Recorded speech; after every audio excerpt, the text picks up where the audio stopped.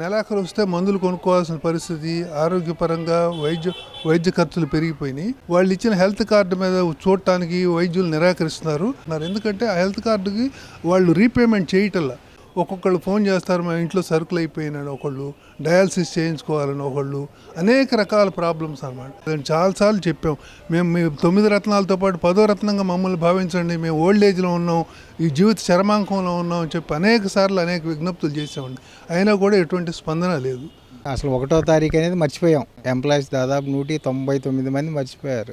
అసలు మెడికల్ అనే దాంట్లో గవర్నమెంట్ చీటింగ్ చేస్తుంది. కటింగ్ అంటే 300 రూపాయల నుంచి 500 రూపాయలు మంత్లీ రికవరీ చేస్తారు. రికవరీ చేసినవి ఆ బోర్డుకు మామూలుగా జమ చేస్తూ ఉంటారు.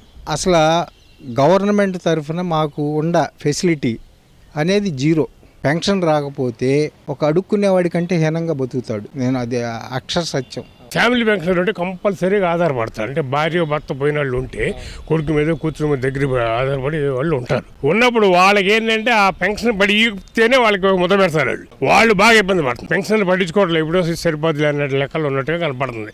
మా సంశయం ఏం లేదు వాళ్ళ దృష్టిలో.